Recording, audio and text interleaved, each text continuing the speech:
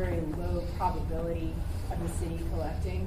But in terms of what can be collected, do you think that the city can expect a bump in revenue by improving those collection efforts?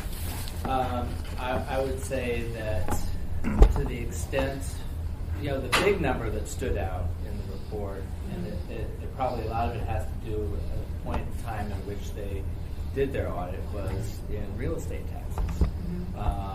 But you'll notice that all of those accounts receivable, the numbers drop off dramatically after 1 or 2 years. And we have people from property and the Treasury Department that can speak to it, but we are very successful in collecting that. The wild cards are we going to get more money from library fines? Maybe. Are we going to get more money from the health? Maybe. I'll let Mr. Swarmer speak to the fire department. In the scheme of running, a $600 million budget, these improved processes might get us an extra 100 and 200 grand. Okay, thank you. Mr. Chair, I had a couple others. Go ahead. So, concerning AFD, through the chair, it was mentioned in the report that staff workloads prevented invoicing. Has that been addressed, or does that remain a barrier?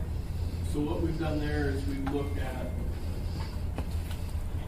where that duty sat. It did not sit on someone that was in the finance section of the department, and so we're in the process of transitioning that to one of the staff in the finance section, so that we can have better oversight of that. So outside, through the chair, outside of the fire department? Within the fire department. So financial staff within the fire department? Right. Okay, thank you. And just one other quick question, Mr. Chair. In terms of the standalone systems for billing, Mr. Chadwick, that you had mentioned in the report and how those need to be approved, is there a plan to go to unified billing systems? Are we going to keep having standalone billing systems? And I understand in some cases maybe that's the more cost-effective way to do it, or maybe that's outside of the scope of the audit. I think I can answer that for Mike. So, for example, the risk standalone AR system works very well, costs a couple $1,000 a year, and the only challenge was that they were able to dig up that whether it was approved by the CFO, the purchase of the software was clearly approved, but they now have the formal document where I have acknowledged and approved their use of it. And the key aspect in terms of policy is making sure that those standalone, that information gets integrated into our overall accounts receivable. The library, again, they have a system that works in conjunction with all other libraries. So it's kind of the system that we use. The big point that Mr. Chadwick correctly pointed out was that they were not reporting to us the outstanding number, and they didn't have really a good policy for how long those things stay outstanding. I mean, 6 or 7 years for a book find is probably something that we are working to readdress to make it more reasonable. Thank you, Mr. Slipka. Thank you, Mr. Chadwick. And I just wanted to add, these standalone systems a lot of times are unique to their operations. And so that's why they're not necessarily part of SAP. For example, the library, that's part of the CIRSE system, which is a consortium with the university system. So it's unique to their operations a lot of times. Thank you. Mr. Riviere. Thank you, Mr. Chair. So I had similar questions regarding uniformity versus standalone systems. I'd be curious to know exactly how many standalone systems that we have. And then do these standalone systems communicate well with SAP? And my hunch would be that they don't communicate very well yet. And then second question, just to get it all out of my mouth, is so when the mayor signs the update on PNP 2421, do a lot of the findings from this audit go away, or do we still have work to do? I think some of the findings will be addressed, but consistent follow-up will be needed. And just because you have a PNP in place, there's some people that may take a PNP as advisory, and we all know that PNP is not advisory, it's supposed to be followed up on. So even though you have a PNP in place, it still needs to be enforced, it needs to be consistently acted upon.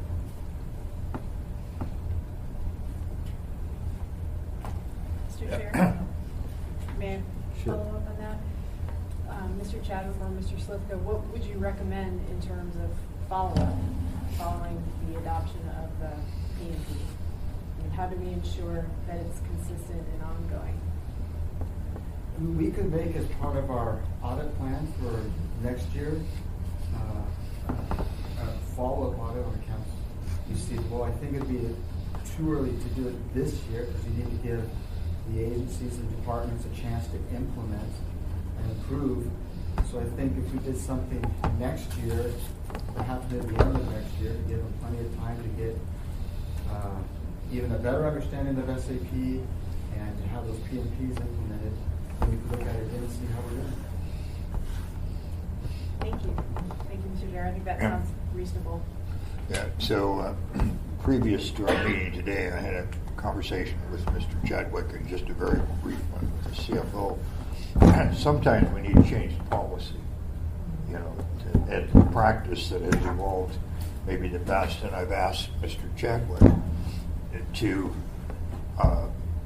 if there are audits that he is now doing or kind of required by the code that no longer make sense, to bring those to the committee and so on, and particularly some of the sunset ones for the boards and commissions we know are going to be there for a long, long time. We're not going to sunset them, and they performed well. Can we stretch it out to 4 or 5 years instead of 3? You know, just, and also I got some information about the cyclical nature of his work. So the sunset things all have to be done before August. By mid-August, they have to be. Yeah, and so on. So that it gets backed up there, you know, and then the rest of it. And there's a different number. Sometimes it's 6, and sometimes it's 10 per year. You know, so when we require audits or whatever, or we schedule these things, knowing that can help us schedule things in the, when they're not so pressed by real world constraints. For both of you, I'm intrigued about skip chasers we have working for us, the collection outfit. And the implication from your report, Mr. Chadwick, is there was a significant fall off from the returns from that contractor. Is that misleading? We put into the report a little section in the back called other pertinent information. This was an audit of accounts receivable. It wasn't looking at an audit of collection activity, because once those things go to collections, they're written off and they're not included as an account receivable. So we could certainly do an audit of collections and how collections is working. That would be an interesting area to look at. I do know that Bliss could probably respond to this better than I can, but there's a new contractor looking at our helping us with our collection activity. Is that not true? It is true. And through the chair, we did an RFP last year because we did notice that there were issues with the collection agency and they weren't performing the way that they should. So we went through an RFP process and we chose a new vendor, and their name is Professional Credit Services, and they're out of Oregon. And we're in the process of transitioning the first placement accounts, which are the ones that become delinquent right away. And then we're also working now on what they call second placements, which are recalling the accounts from Municipal Services Bureau and placing them with the new agency. And so far we have probably close to almost a full mapping of all of our collection accounts, and they've already started doing really well. They're performing more than what we actually thought so far. Okay, for so having brand new accounts. So, just logic, taking what you said, when we write those off as an accounts receivable when we transfer it to contractors, why would we do that? And what's the return that we get back into city coffers from our collection agency historically? Through the chair, so we generally receive probably about, I would say about 30% on average, but it fluctuates depending on the type of receivable that we've submitted. So some are more collectible than others. Yeah, so 30% of the cases get collected, right? About 30% of what we submit to the collection agency, but it can fluctuate and be higher than that as well. Sure. And so, and what does the collection agency charge us for doing that? How do we pay them? So we were able to pass an ordinance in 2011 where the collection agency adds their commission rate on top of the amount that we refer. Yep. So it's 100% recovery for the debt to the municipality, and the debtor who's responsible for the account being delinquent pays the collection fee separately.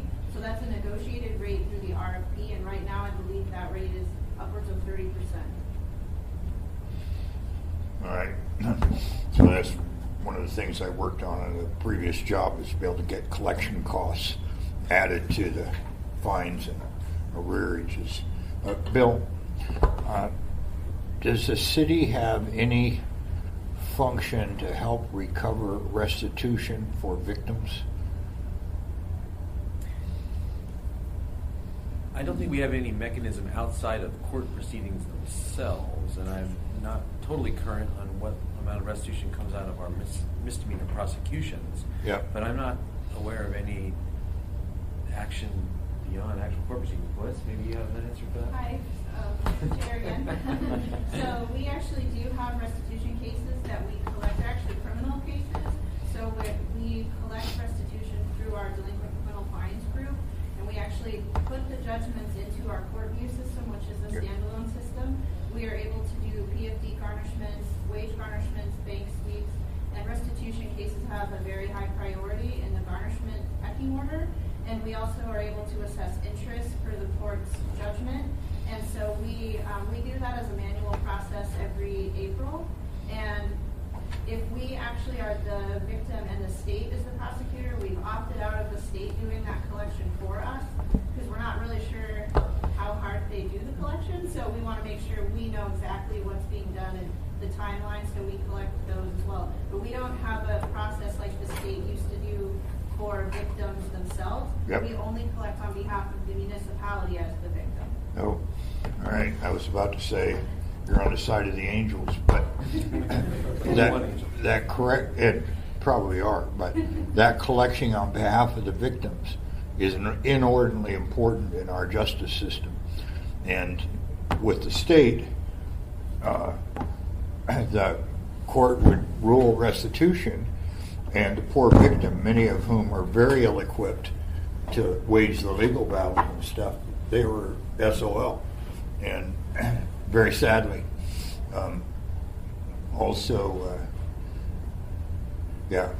so I would ask you respectfully to consider that on behalf of lots of pretty poor people who desperately need the restitution and so on. And if it could be added to this collection agency, much of it is the same processes, and it's just hugely valuable. We'll explore that and find out if there is an opportunity for us to help. Yeah, and I won't let go of nagging about that, but I understand our very real financial situation. And it's probably not going to circle on finance. It's going to circle on, can we legally do it? we can. If we can, then we will. Yeah, I mean, the government can. The local entity can sure do that, and in my view should, but it's kind of stuff that gets lost. So and the state had a marvelous organization. They had a jerk running it for a while, and Parnell ran him off and got a guy that was really after it. and the returns on it jumped by 4x, you know, just with that. Walker and his wisdom fired the whole bunch, and which was profoundly sad from my perspective. But in dealing with those folks, I asked about them going after real property or personal property, and the answer was it isn't worth the hassle, you know.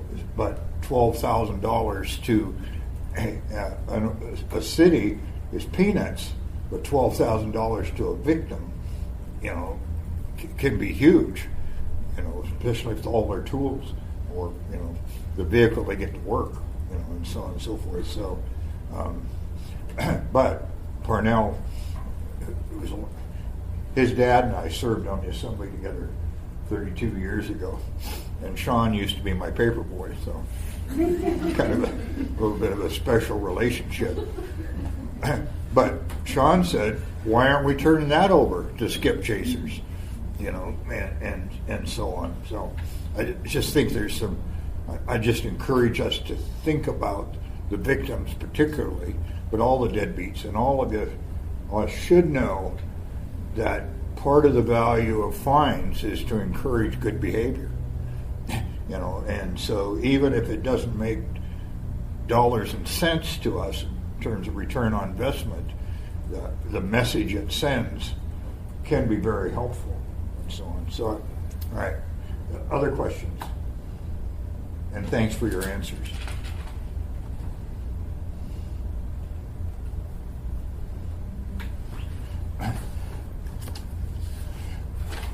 All right, so do you have trouble finding the people we're after? Not if they're still in Alaska and they want their PFD. Yep, that's the gold standard. Right. So people tend to be more honest when they're trying to get money rather than pay money. So we're really fortunate to have a database that we can look at, and it's very up to date because it's live. It's a website. Yep. And the problem is that even if we can find them, we can't necessarily get them to pay. And so only some of our accounts are able to be garnished. The other accounts, we rely on the collection agency to either take the case into court and obtain a judgment, or get them into a payment plan or some other type of voluntary arrangement. Do we post, I think you've answered this, but post a list of the deadbeats? We post what's called a scofflaw list, but it's related strictly to unpaid traffic citations. But we do have a searchable database for any delinquent criminal fines, criminal being through our DCF group. That's searchable on our muni.org website. You can search by a last name and a first name, and it will bring up basically just a case number and the name and date of birth of the person. But we don't have a way to do that for what we call the miscellaneous accounts receivable, which is what this audit was about. Yeah. Have you ever been in contact with other folks who have your responsibility in other jurisdictions and states? I don't think so, not off the top of my head. I can't remember doing that, or possibly my predecessor might have done that, but I'm not sure. Yeah. I would just respectfully suggest, because other people's may have some good ideas, and I'm just was thinking as I was reading this stuff, with public embarrassment, you know, being in the newspaper above the fold on the front page, you know, helped them both send a message out, we're coming after you for all you deadbeats, but embarrass the individuals. Do people doing credit research on folks get into our data? In the past, the answer was yes, but then probably about 4 years ago, or I could be wrong on the date, but the Consumer Financial Protection Bureau, the CFPB, out of New York, I think, or DC, I'm not sure where they are, but they decided that was no longer something that they wanted to have on people's credit reports, so they worked with the different credit reporting agencies to remove any accounts that were reported to credit bureaus that the person did not expressly sign up for the service before they received it. So that wiped away all of the criminal fines that we had been successfully able to put onto people's credit reports. So now there's only certain types of accounts that can actually be on a credit report, and criminal fines is not one of them. That seems sad. Is there a mechanism whereby we can undo that? Not that we've found so far, Yeah. Darn it. unfortunately. Any questions for the committee? I'm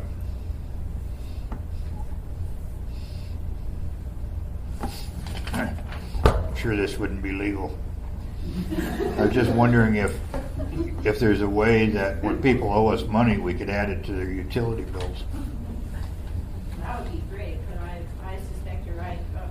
Bill would probably know the answer to that. Yeah, I don't think the RCA would let us get away with that kind of charge. Genius idea, right?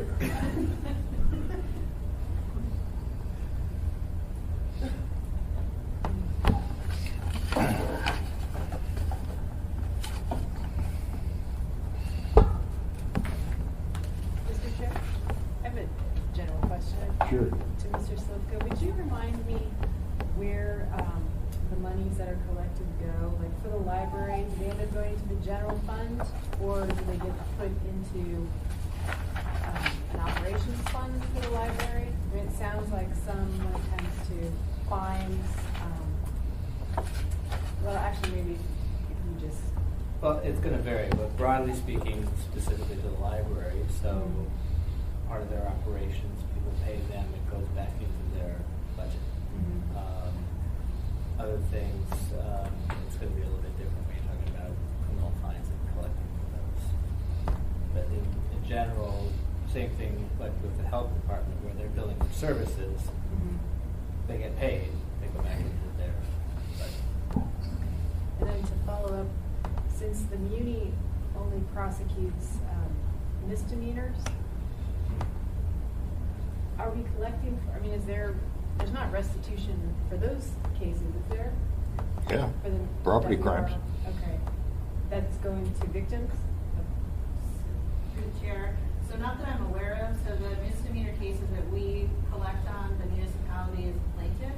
And so we collect against the defendant, but there isn't, so restitution cases that we're typically involved in have to do when the municipality is a victim.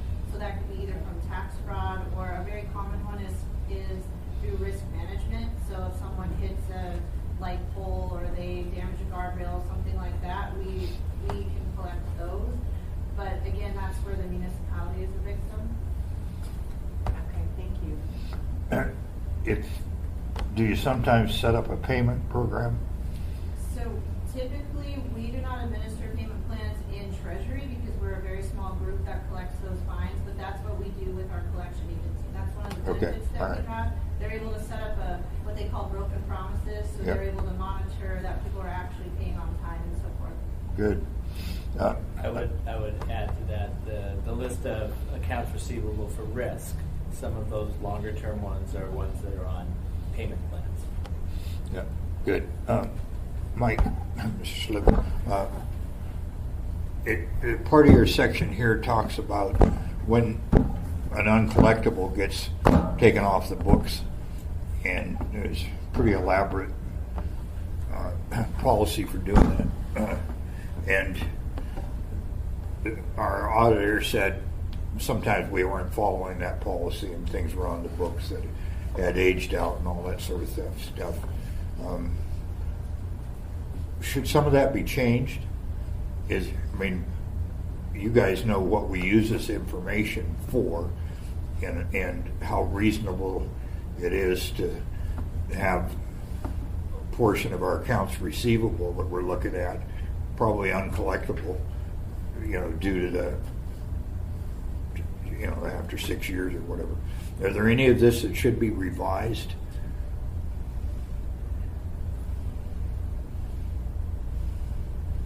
The problem with accounts receivable, when you leave it within the municipality and it starts to age, the collectability of that drops dramatically. So if you don't get it written off in a timely fashion and sent to a collection agency, their probability of collection at the collection agency drops significantly as the months and years pass by. So something at the collection agency that's been there for 5 or 6 or 10 years the likelihood of collection is very, very low. So here at the municipality, the sooner we can get something written off the books and track these things and age them properly and get them written off, the higher the probability of collection is. That just makes a lot of sense. Are you nodding? Yes, and that's, I think, what you'll see in the revised policy 2421 is we're searching for a uniform aging policy of accounts receivable, and remembering that, and I know specifically with Treasury, I mean, they're sending out, most of these departments are sending out bills every month. And so at, 6 months, at 1 year, at some point, we're going to make a uniform determination that they get referred to collection. We need to figure out, probably from a policy standpoint, we're having a discussion with the library of, are you going to refer a 10-year-old with a $4 book fine to a collection agency? Yeah. And the answer is probably not. Yeah, so just intuitively, I would think Although that Bill thinks we should, because that's the only way they learn. Bill's a hard ass. They're having a hard time reading that letter. So, it just seemed intuitively obvious that you guys ought to do it. I assume that takes no action on our part. Correct. We were in the process of getting that policy updated. And Yeah. So, Desiree, Yes. would you make a note for us, maybe 6 months from now, to circle back and ask these folks to tell us how far along they are on it? Ma'am? Yes. As a result of our voting by mail, our elections component has hugely cleaned up the addresses and stuff. Now, in these 2 years, I think there are well over 20,000 returned because of an invalid address. And the implication is the results of that is actually more timely. That's what in the PDF, the dividend records. So, and you can find out, or we can, is if there's a legal problem. I would doubt that there is, but Are you talking about to share information with current addresses? yeah. Okay, Yeah, great. yeah, and some portion of what they get returned, they get updated, and then people who find out that their address, they end up with a question ballot, they'll correct it. It's probably a small percentage of the folks you're looking for. We're checking into. Yep. Sir, explain to us a little bit the false alarm problem and issue, please. Well, through the chair, the biggest issue was the person that was assigned that task had too heavy of a workload, and so priorities, they got pushed down. But the process is, and often where we see these things happening is in larger commercial businesses, hotels, large apartment complexes, hospitals, nursing homes, things like that, where there'll be an alarm, will show up. It's just, oftentimes it's an issue with their alarm system. And so we give them, the first one is at no charge that we show up for, and anything beyond that they get charged for. And so without us getting that done timely, we're in the process of transitioning that over to staff in the finance department, and we'll be doing it, we're going to look at doing it every 2 weeks. So we can be more timely and that it's fresh on those people's minds that they recall it, because again, to be a year out is just simply unacceptable. And I mean, people can't remember what happened last month, let alone a year ago. And so we're working on improving up the process for that, along with meeting the requirements. And we've already gotten the letter that gives us a 30-day period to bill within, but we want to do it in a 2-week period. What do you charge them? It's $500 per incident. Yeah, so did you infer that most of those are automated, call you from the system? Oftentimes that's what we find. Yeah, that's primarily what it is. Yep. So they've got a system that sends the alarm. Yep. And so do you get many people just call in a false alarm? Not that I'm aware of. That's surprising.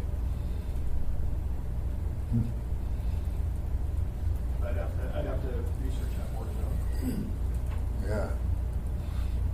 It's primarily larger businesses Yeah, yeah. Have automated alarms systems. I thought with our percentage of nutcakes in the population, you'd get some of those. I would imagine that we probably got one or two in the file there. But All here in the city, not in Eagle River, of course. But. All right. Any other questions? All right. Then we got this one on Anchorage water wastewater utility inventory. You want to summarize that for us, Mike? Sure. That one, first off, going back to the previous audit, I just wanted to thank Mr. Slivka and Mr. Moore, our municipal treasurer, and his staff. We had a couple of meetings with them, and those meetings and discussions, those exit conferences, were, I thought, very productive and very helpful. We had some great comments to make, and I think we worked together pretty good on this audit. So thank you. Every year, at the end of every year, we go with AWU to inventory their chemicals. And we also perform an inventory at their warehouse too. And this year, let me back up. We did it previously at the end of 2017. We noticed a slight variance, but there was a transition with SAP at that time. So we thought, this might be an SAP issue. We noted it to them. When we went back, we noted the same issue again. When you get a blip on the radar twice, then you start thinking, now just a minute, something's going on here.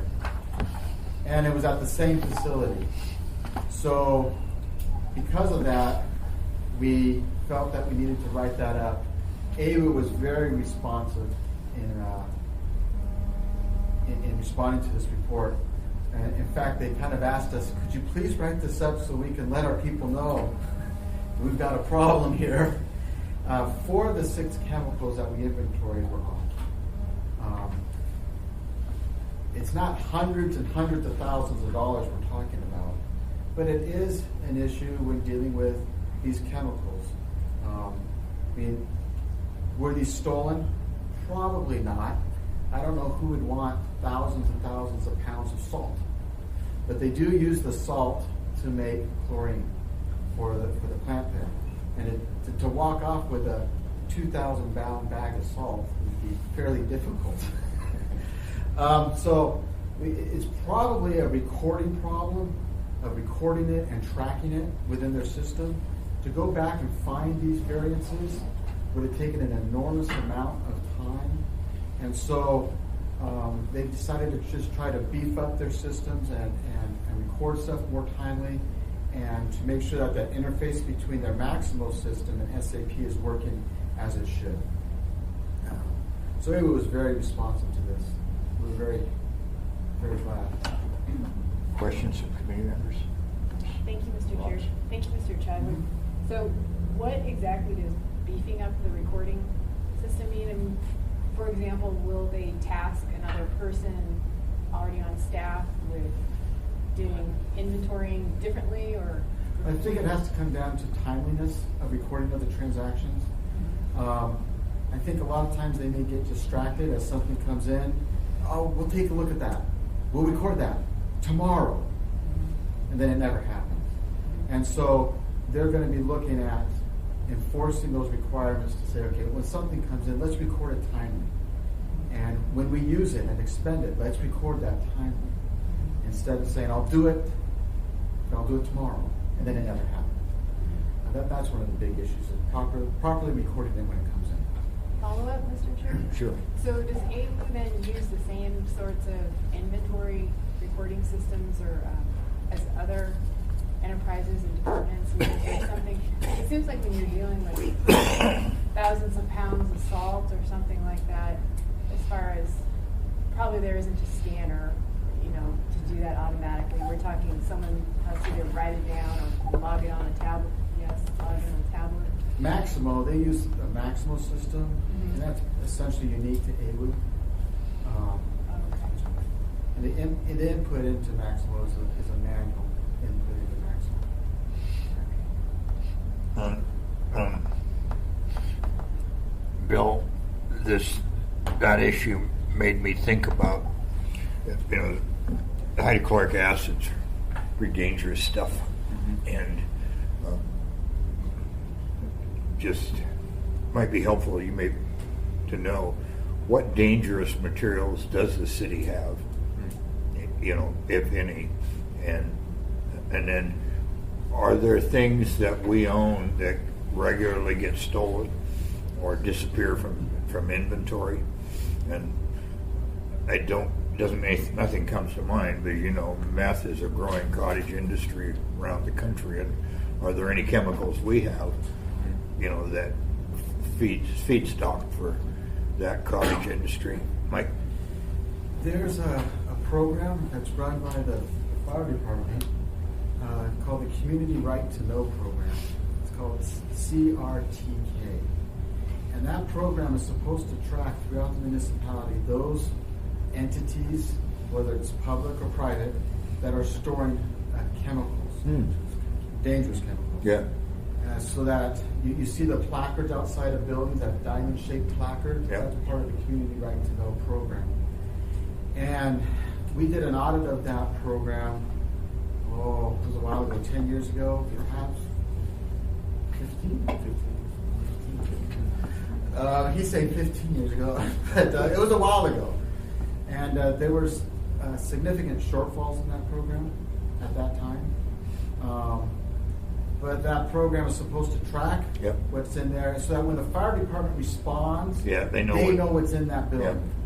Yeah. All right, so you guys still doing that, I assume? Yes, sir. So we would enjoy one of those reports, and particularly the kind of stuff that's scattered around, and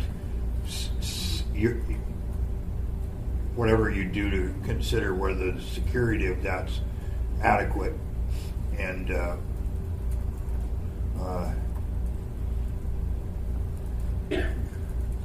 and particularly we should be interested in what's really dangerous and might be used by bad guys to poison our water or cause lots of damage somewhere or make saleable compounds.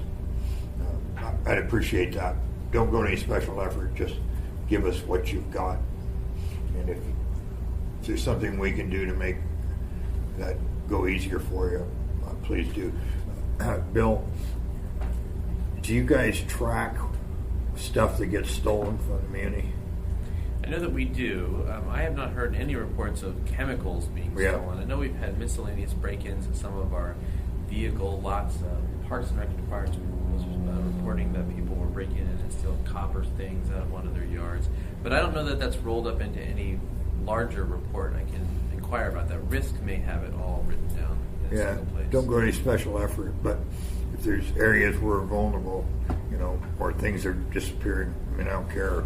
You probably don't either. Somebody takes a ream of paper home or a few pens, but anyways, I have no doubt you're on top of whatever needs to be done and so on, but it'd be interesting to know. Heavy equipment, tends to get stolen from contractors and government a lot. We haven't had that. I have not heard. I have not heard any reports that we showed up and our snowplow was missing or our bulldozer was missing. Well, many of the contractors have even better equipment than we do. Right. All right, thank you. Any other questions? All right, Mike, sir, BDO, come and tell us what you know that would be helpful to us. Okay, well, I can really answer any questions you might have at this point in time. Introduce yourself. Okay. Where should I sit? You can stand So I'm Sam Thompson. I represent VDO, the municipality of Anchorage, is an external auditing firm. Many of you, I believe everyone, all three of you receive a weekly email from me, and I provide that throughout our entire audit. And I believe probably received 6 to date so far for the fiscal year 18 audit. So I just wanted to come today and answer any questions that you might have at this point in time regarding the audit process, the timeline, where we're at, what we've come across, really anything that you might want to ask, I'm here to answer. want to know what you know that would be helpful for us to know. Okay. Do you see patterns of inadequacy in our organization, in the city? We have not come across anything like that so far. The audit's gone very smoothly, much improved versus last year. Operating in the SAP system for an entire year has been very beneficial for the municipality. The system's operating, I believe now, except for a few hiccups related to payroll. For the most part, SAP is operating as intended. It's producing accurate information, timely information, and it's allowed management of the municipality to prepare data they need to issue their financial statements on a much more timely manner than what they've done in the past. So we have come across a few small immaterial journal entries related at AWU and also at MLMP, but nothing that I would say is material or would indicate that there's any kind of control weakness that would be required to be reported externally at this point in time. I would say we're probably 80 to 90% of the way done with our audits of both AWU and MLMP, probably about 95% of the way done with our audit of the Port of Alaska. We finished our audit of Civic Ventures last week. We issued an unmodified opinion. There are no findings or anything to report along those regards. We're in the thick of things as far as the audit of the CAFR and the union-wide financial statements. We're working full steam ahead on that. We haven't come across any difficulties there. We still intend to issue our opinion as long as everything is provided to us in a timely manner for the Port of Anchorage around the 1st of June. Between the 1st and 15th of June, Anchorage water, wastewater utilities, and the municipal light and power by June 15th to June 30th, and also issue our opinion over the financial statements or the CAFR as a whole by June 30th as well.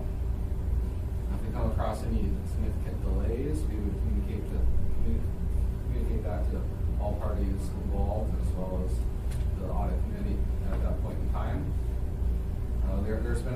There's been a delay in terms of getting draft financial statements for AWU and MLMP, but so far that delay isn't significant enough where we feel like we're not going to meet our deadline. If we do come to that conclusion, we'll let all interested parties know at that point in time. Mr. Rivera? Thank you, Mr. Chair. So in the past, we have had some delays due to the state. Do we expect that to happen again this year, or are they being more responsive? So that's a great question. The state in the past has been very late in issuing what they refer to as their GASB 68 and GASB 75 reports that are related to the municipality's participation in PERS, related to pension, other post-employment benefit liabilities that have to be disclosed in the municipality's financial statements. They've issued drafts of those reports. The parties that need to have those drafts within the municipality have them, and they're going through the numbers right now. Even the state has indicated that they'll issue final drafts, no later than May 31st. If those are issued by May 31st, that will allow for enough time for the final numbers to be checked in and shouldn't cause any sort of delay in issuing the financial statements by the end of June. Thank you. All right, thank you. Your predecessor reported that our audit department was very good and very helpful. I would concur with that, yes. Thank you. Thank you. Good to see you on TV. Mike, you were going to have a little discussion with us about our schedule for the audits. Yeah, I mean, just as a reminder. I'll pass them out. Thanks.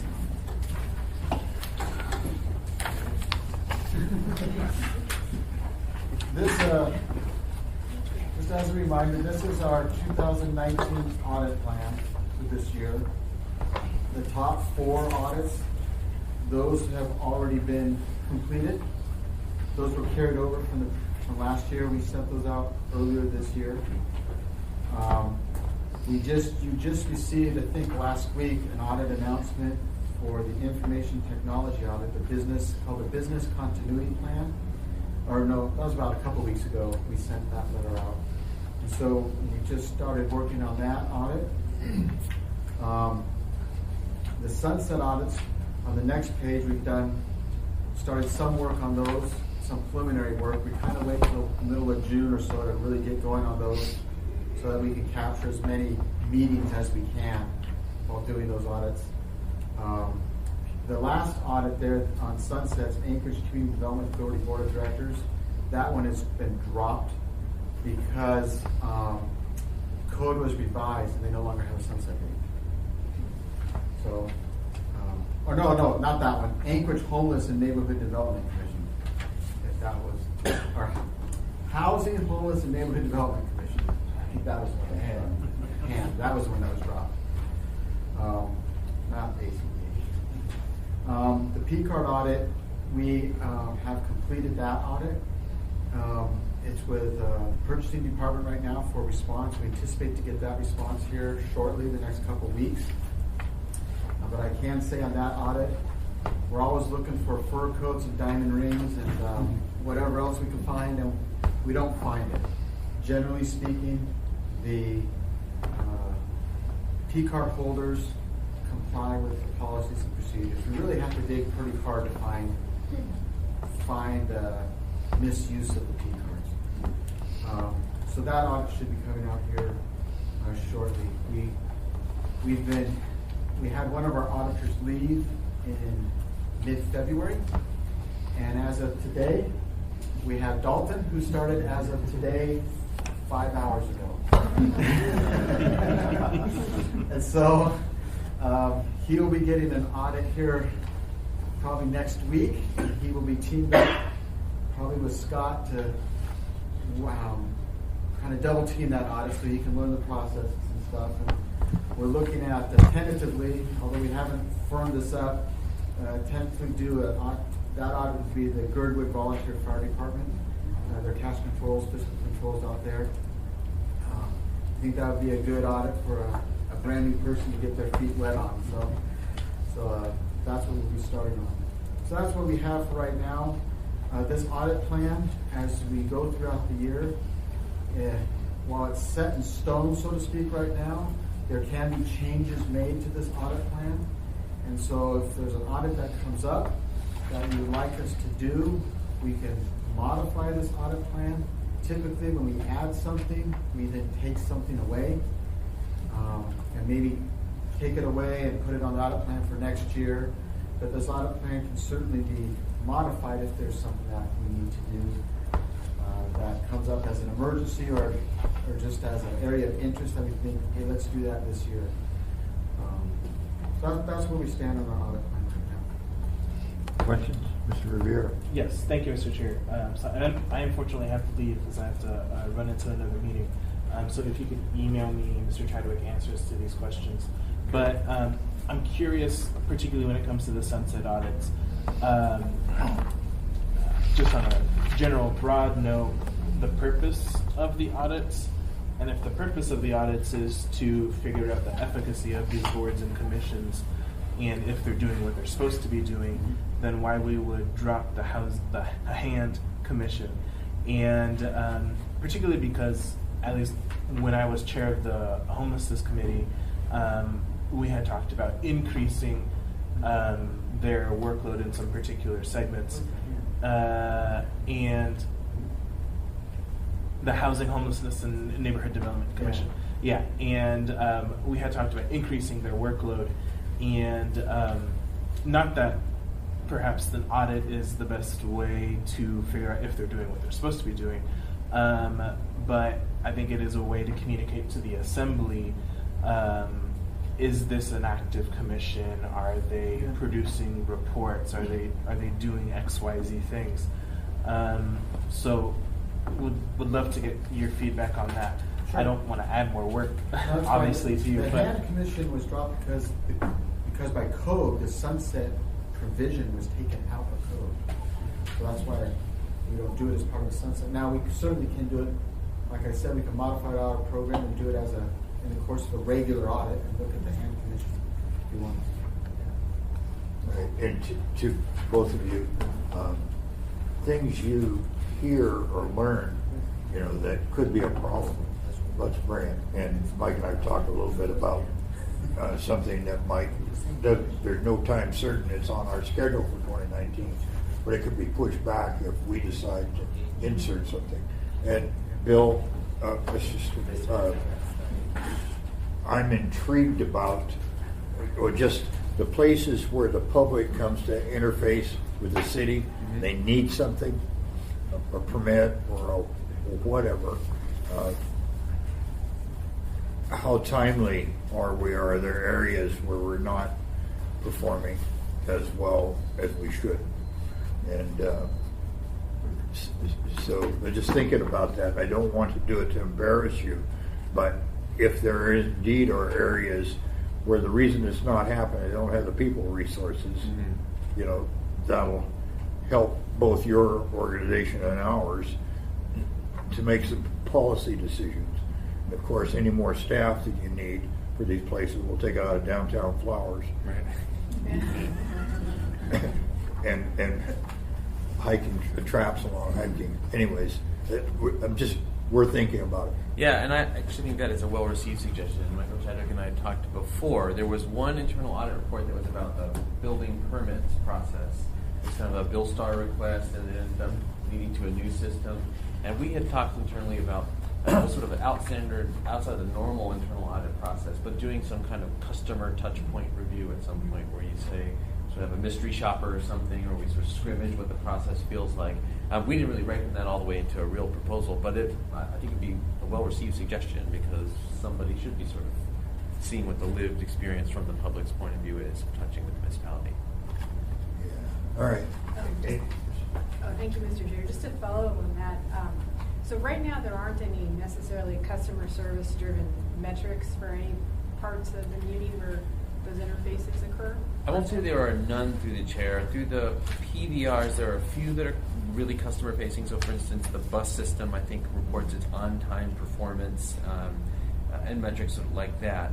But no, there isn't a ready-made dashboard across the board for how well we're dealing with the public that I'm aware of. Go ahead. Well, I had a different topic, but are you Well, on the same? on that one is in the mission measures, performance review. In the mission is some standard for, getting reports or permits or whatever. I'm sorry, I didn't quite catch that question. Like a target metric? Yeah, so as publics or buildings safety code permits and so on, do we have a standard that they're supposed to meet? They're supposed to be able to turn that one around in 4 weeks or whatever. I don't know the answer to that question, and partly that's because the Building Services Department is under Chris Schutte, so I don't have direct responsibility for them. But it is an interesting question. I mean, the ones that I know about that are public-facing are more, are we plowing the streets and are the buses running on time? Sure. But it's an interesting question to interrogate. I don't know the answer. Yeah, and the missions and measures stuff I've done in years past, if you're going to do it well, you want to measure outputs. Right. No, not inputs. Outputs, and what do we put out? Permits, traffic tickets, whatever it is. All right, I appreciate that. Anything else? Yes. Well, and Mr. Chair, the report, and the name escapes me, Bendon Adams, that reviewed that part of the process. Was it the planning department, Mr. Fells? I can't remember the scope in its entirety, but it did look at those kinds of issues about staff responses and targets for responding and timeframes. And I believe that some of those items are actively being worked and through Mr. Schutte and the new director. But my follow-up question to something Mr. Chadwick had said about the sunset audits, how much of your time, your team's time, is taken up doing that portion, would you say? Sunset audits? We usually start those, we've kind of done some preliminary start right now, just some preliminary work. But we hit it kind of hard and heavy from June, mid-June, beginning of June, up to the middle of August. And it usually takes a staff person full-time. They're not hard to do. It's just a matter of getting all that information together. So they take quite a bit of time, actually. I think the suggestion of perhaps modifying the sunset dates for some of these from 3 years to maybe 4 years or 5 years, because some of these, you know, you think, well, they'll probably be around. Because the cycle right now is set up, right now we're doing, I think 7 of them. Next year, the cycle will have us doing 2, I think. And the following year, the cycle will have us doing 10. So next year, it won't take us very much time at all. But they do take quite a bit of time. So, and quick follow-up, so maybe about 15 to 20% of your staff resources to do this amount this year, would you say? Yeah, about 15%. 15? Yeah.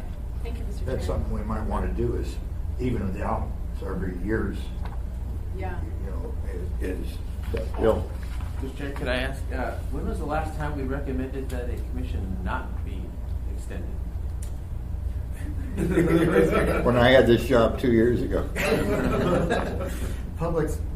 had an audit of the Public Safety Advisory Commission, and at that time, there was a lot of things happening within the municipality, but they hadn't produced a single report, or no action. Okay, I items. do remember that one. Yeah, and I think we also, the Youth Advisory Commission, That's right. which has circled back.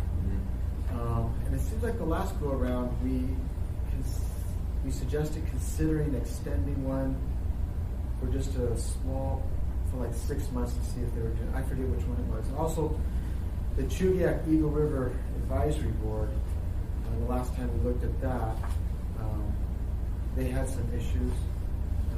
They weren't recommended to be sunsetted, but they're up for this audit, this go around this time, so we'll see how it goes. Yeah. So it does happen occasionally. And I have an interest in getting rid of the ones that are, Did we? yeah, I mean, there's some drain on public resources. On here, and this is Ms. LaFrance, I suggested this on vehicle maintenance, and you kept it on, and I appreciate it. It's on the front page, vehicle maintenance, and I asked Mr. Chadwick to pick one of the city organizations that had a lot of rolling stock and so on. And I'd heard that the maintenance was not where it should be. And I was wanting to see, and if that audit shows that there's problems, we may want to extend it to other people that have a lot of rolling stock. We'll see. Any other thing else? Anybody else in the audience that'd like to tell us what we need to know? All right, gentlemen, BDO, can you stay around for a few minutes, please? Thank you.